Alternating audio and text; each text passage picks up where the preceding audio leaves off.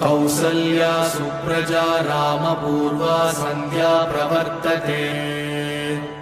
उत्तिष्ठ नरशार्दूल कर्तव्यं दैवमात्मिकम् कौसल्या सुप्रजा रामपूर्वा सन्ध्या प्रवर्तते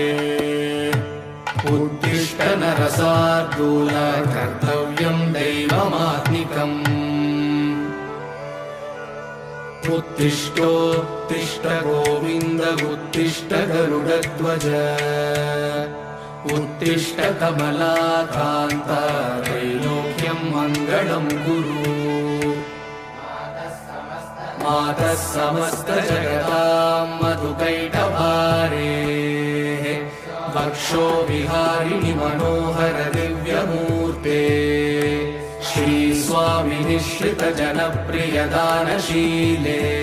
श्रीवेङ्कटेश दयिते तव सुप्रभातम् तव सुप्रभातमरविन्दलोचने भवतु प्रसन्नमुखचन्द्रमण्डले विधिशङ्करेन्द्रवनिताभिरर्चिते वृषशैलनाथ दयिते दयानिधे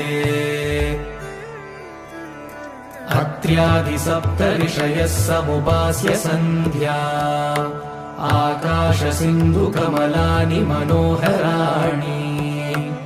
आदाय पादयुगमर्चयितुं प्रपन्नाः शेषाद्रिशेखर विभो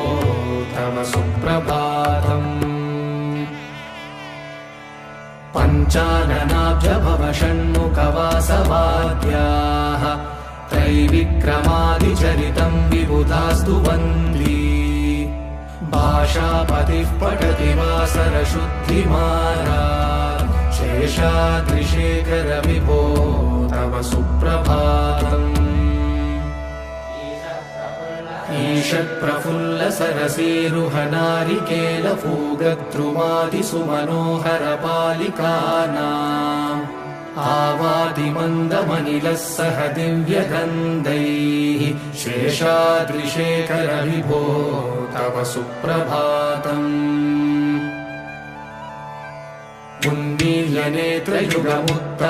उन्मील्यनेत्रयुगमुत्तमपञ्जरस्ताः पात्रावशिष्टकदलीफलपायसानि भुक्त्वा सलीलमतकेलिसुखाः पठन्ति शेषाद्रिशेखर विभो तव सुप्रभातम् तन्त्री प्रकर्ष मधुरस्वनया विपञ्च गायत्यनन्तचरितं तव नारदोऽपि भाषा समग्रमसकृत्करसाररम्यम् शेषाद्रिशेखर विभो तव सुप्रभातम् भृङ्गावली च मकरन्दरसानुविद्धजङ्कारगीतनिनदैः सह सेवनाय निर्यात्युपान्तसरसी कमलोधरेभ्यः शेषाद्रिशेखर विभो तव सुप्रभातम् योषागणेन वरदग्निविमध्यमाने घोषालयेषु दधिमन्थनतीव्रघोषाः रोषात् कलिं विदधते ककुपश्च कुम्भाः शेषाद्रिशेखर विभो तव सुप्रभातम् पद्मेशमित्रशतपत्रकतालिवर्गाः हर्तुं श्रियं कुवलयस्य निजाङ्गलक्ष्म्या घेरे निनादमिव बिभ्रति तीव्रनादम् शेषाद्रिशेखर विभो तव सुप्रभातम् श्रीमन्नभीष्टवरदाखिल लोकबन्धो श्री श्रीनिवास जगदेकदयैकसिन्धो श्रीदेवतागृहभुजान्तर दिव्यमूर्ते श्रीवेङ्कटाचलपते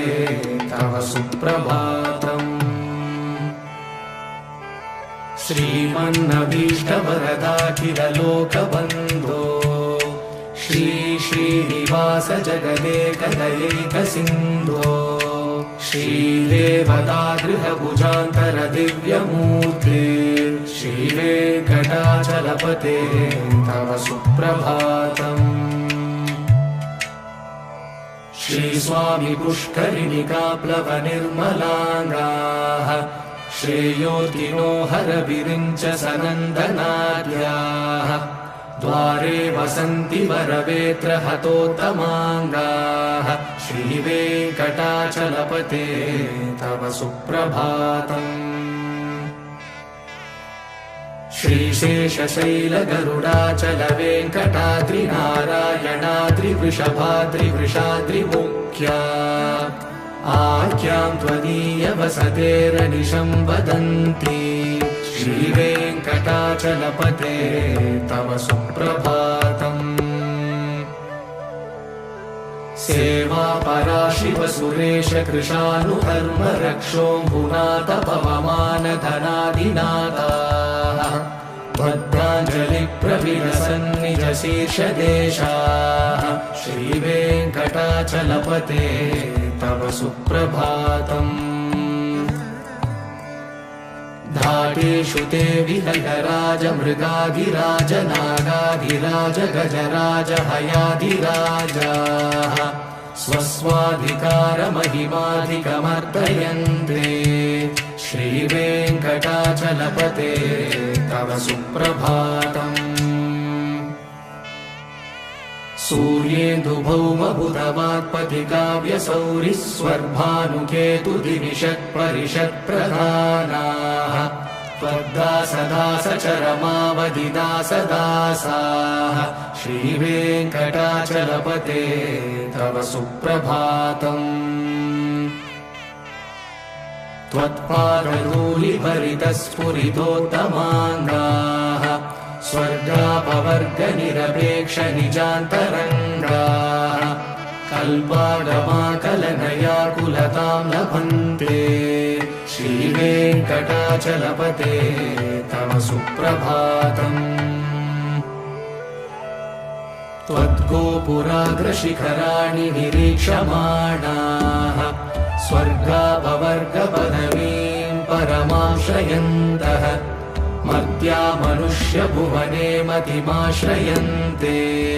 श्रीवेङ्कटाचलपते तव सुप्रभातम्। श्रीभूमिनायक दयादिगुणामृताब्धे देवादिदेव जगदेक शरण्यमूर्ते श्रीमन्ननन्त गरुडादिभिरर्चिताङ्घ्रे श्रीवेङ्कटाचलपते तव सुप्रभातम्। श्रीपद्मनाभ पुरुषोत्तम वासुदेव वैकुण्ठमाधव जनार्दन चक्रपाणे श्रीवत्सचिह्न शरणागत पारिजात श्रीवेङ्कटाचलपते तव सुप्रभातम्। कन्दर्पदर्पहर सुन्दर दिव्यमूर्ते कान्ताकुचाम्बुरुह कुट्मललोलदृष्टे कल्याण निर्मल गुणाकर दिव्यकीर्ते श्रीवेङ्कटाचलपते तव सुप्रभातम्। नीलाकृते कमठकोल नृसिंहवर्णिन् स्वामिन् परश्वत तपोधन रामचन्द्र शेषांश रामय गुणन्दन कल्किरूप श्रीवेङ्कटाचलपते तव सुप्रभातम्। येलालवङ्गगणसार सुगन्धितीर्थम् दिव्यं वियत्सरिति हेमघटेषु पूर्णम् धृत्वा द्यवैदिकशिखामणयः प्रहृष्टाः तिष्ठन्ति वेङ्कटपते तव सुप्रभातम्। भास्वानुदेति विकचानि सरोरुहाणि सम्पूरयन्ति निनदैः ककुभो विहङ्गाः श्रीवैष्णवा सततमर्थितमङ्गलास्ते नामाश्रयन्ति तव वेङ्कटसुप्रभातम् ब्रह्मादयः सुरवरासमहर्षयस्ते सन्तः सनन्दनमुखास्तव योगिवर्याः दामान्तिके तव हि मङ्गलवस्तुहस्ताः श्रीवेङ्कटाचलपते तव सुप्रभातम् लक्ष्मीनिवास निरवध्य गुणैकसिन्धो संसारसागर समुत्तरणैकसेतो वेदान्तवेद्य निज वैभव भक्तभोग्य श्रीवेङ्कटाचलपते तव सुप्रभातम् लक्ष्मीनिवास निरवध्य गुणैकसिन्धो संसारसागर समुत्तरणैकसेतो वेदान्तवेद्य निज वैभव भक्तभोग्य श्रीवेङ्कटाचलपते तव सुप्रभातम् इत्थं वृषाचलपतेरिह सुप्रभातम् ये मानवाः प्रतिदिनं पठितुं प्रवृत्ताः तेषां प्रभातसमये स्मृतिरङ्गभाजा प्रज्ञां परार्थसुलभां परमां प्रसूते इत्थं वृषाचलपतेरिह सुप्रभातम् ये मानवाः प्रतिदिनं पठितुं प्रवृत्ताः तेषां प्रभातसमये स्मृतिरङ्गभाजा प्रज्ञां परार्थसुलभां परमां प्रसूते कमलाकुचूषुककुङ्कुमतो नियतारुणितातुलनीलतनो कमलायतलोचनलोकपते विजयी भव वेङ्कटशैलपते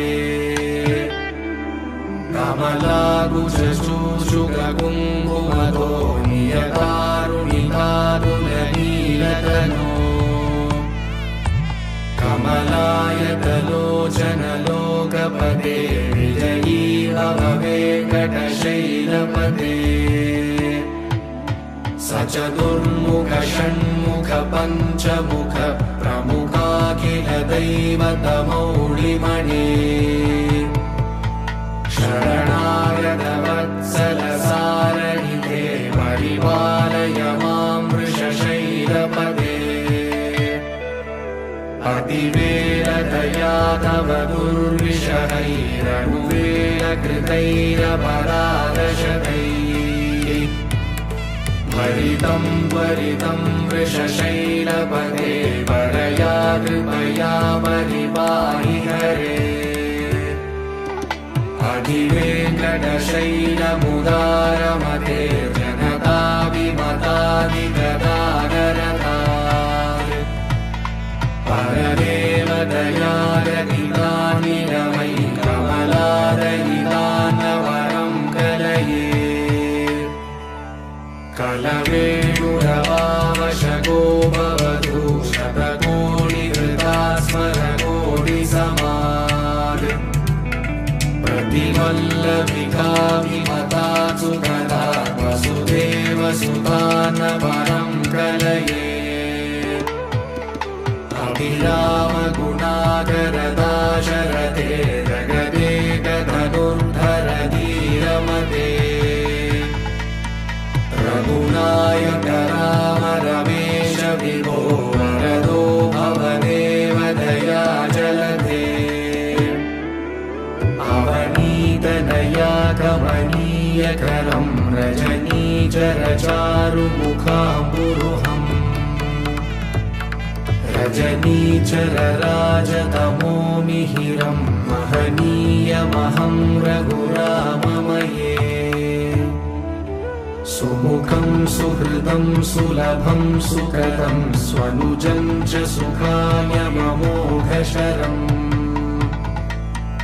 अपहाय रघुत्वहमन्यमहं न कथञ्चन कञ्चन जातु भजे विना वेङ्कटेशं ननाथो ननाथः सदा वेङ्कटेशं स्मरामि स्मरामि हरे वेङ्कटेश प्रसीद प्रसीद प्रियं वेङ्कटेश प्रयश्च प्रयश्च विना वेङ्कटेशं ननाथो ननाथः सदा वेङ्कटेशं स्मरामि स्मरामि हरे वेङ्कटेश प्रसीद प्रसीद प्रियं वेङ्कटेश प्रयश्च प्रयश्च अहं दूरदृष्टे पदाम्बोजयुग्म प्रणामे च यागत्य सेवां करोमि सकृत्सेवया नित्यसेवाफलं त्वं प्रयश्च प्रयश्च प्रभो वेङ्कटेश अज्ञानिना मया दोषान् शेषान् विहितान् हरे क्षमस्वत्वं क्षमस्वत्वं शेषशैलशिखामणे अज्ञानिना मया दोषान् शेषान् विहितान् हरे क्षमस्वत्वं क्षमस्वत्वं शेषशैलशिखामणे ईशानां जगतोऽस्य वेङ्कटपतेर्विष्णोर्परां प्रेयसीं तत्वक्षस्थलनित्यवासरसिकां तक्षान्तिसंवर्धिनी पद्मालङ्कृतपाणिपल्लवयुगां पद्मासनस्तां श्रियं वात्सल्यादिगुणोज्ज्वलां भगवतीं वन्दे जगन्मातरम् ईशानां जगतोऽस्य वेङ्कटपतेर्विष्णोर्परां प्रेयसीं तत्वक्षस्थलनित्यवासरसिकां तक्षान्तिसंवर्धिनी पद्मालङ्कृतपाणिपल्लवयुगां पद्मासनस्तां श्रियं वात्सल्यादिगुणोज्ज्वलां भगवतीं वन्दे जगन्मातरम् श्रीमन्कृपाजलनिधे श्रितसर्वलोकः सर्वज्ञशक्तनतवत्सल सर्वशेषिन् स्वामिन् सुशीलसुलभाश्रितपारिजात श्रीवेङ्कटेश शरणं शरणं प्रपद्ये श्रीमन्कृपाजलनिधे श्रितसर्वलोकः सर्वज्ञशक्तनतवत्सल सर्वशेषिन् स्वामिन् सुशीलसुलभाश्रितपारिजात श्रीवेङ्कटेश शरणं शरणं प्रपद्ये आनूपुरार्पितसुजातसुगन्धिपुष्पसौरभ्यसौरभकरौ समसन्निवेशौ सौम्यौ सदानुभवनेऽपि नवानुभाव्यौ श्रीवेङ्कटेश शरणं शरणं प्रपद्ये सद्यो विकासि समुदित्वरसान्द्रनागसौरभ्यनिर्भरसरोरुहसाम्यवार्ताम् सम्यक्षु साहसपदेषु विलेखयन्तौ श्रीवेङ्कटेश शरणौ शरणं प्रपद्ये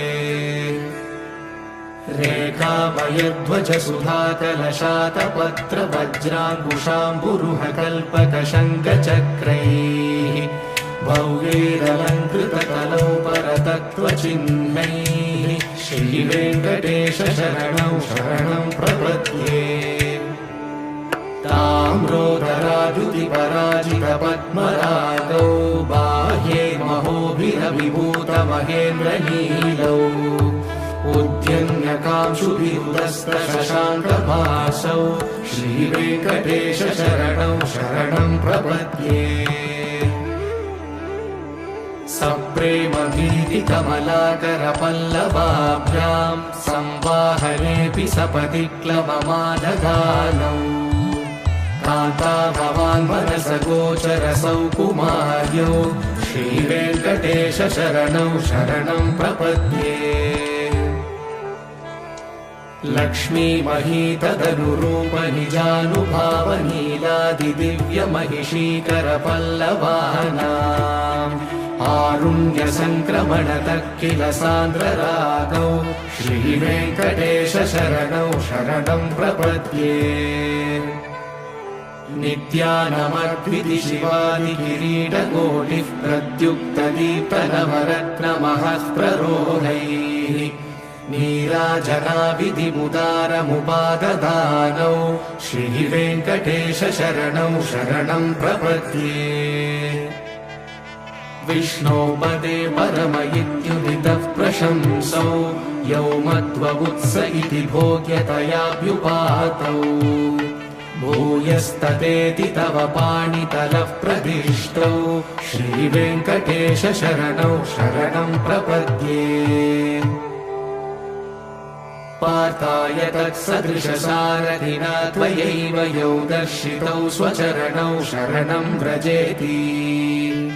भूयोऽपि मह्यमिह तौ करदर्शितौ ते श्रीवेङ्कटेश शरणौ शरणं प्रपद्ये मन्मूर्तिकालियफणे विकटाटवेषु श्रीवेङ्कटाद्रिशिखरे शिरसिश्रितीनाम्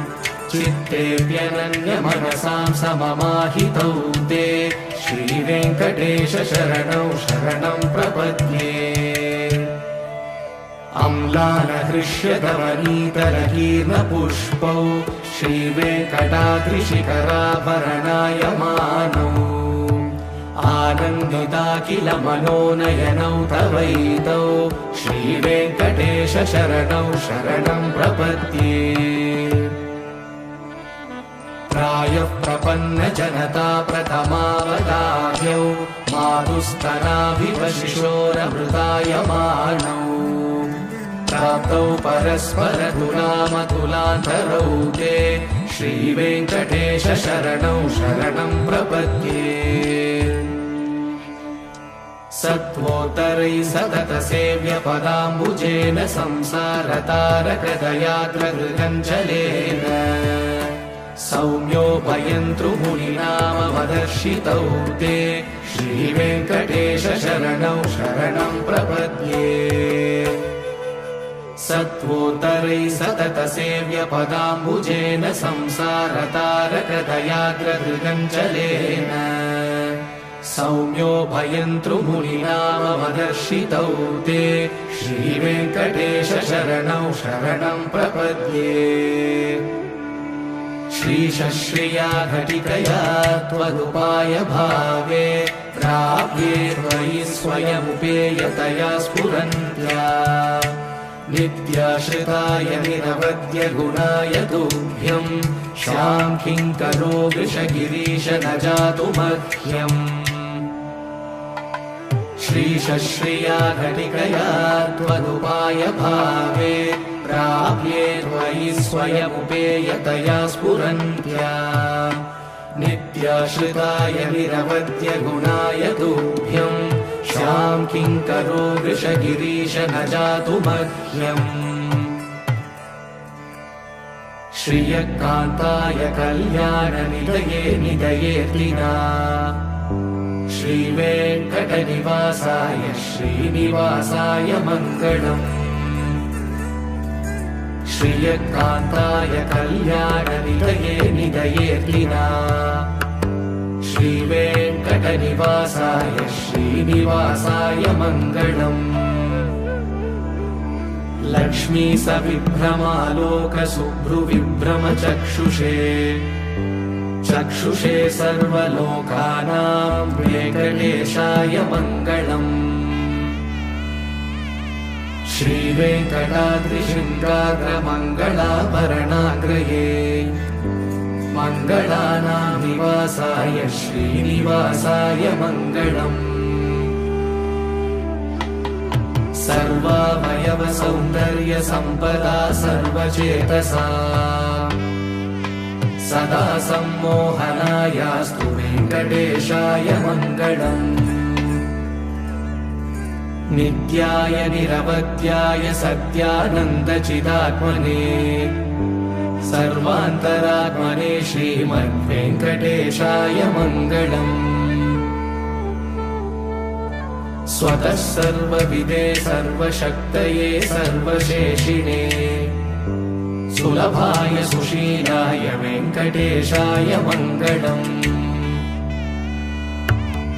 परस्मै ब्रह्मणे पूर्णकामाय परमात्मने प्रयुञ्जे परतत्त्वाय वेङ्कटेशाय मङ्गलम्। आकालतत्त्वमश्रान्तमात्मनामनुपश्यता अतृप्यमृतरूपाय वेङ्कटेशाय मङ्गलम्। प्रायस्वशरणौ पुंसां शरण्यत्वेन पाणिना कृपया दिशते श्रीमद्वेङ्कटेशाय मङ्गलम्। दयामृततरङ्गिण्यास्तरङ्गैरिव शीतलैः अपाङ्गैः सिञ्चते विश्वं वेङ्कटेशाय मङ्गलम्।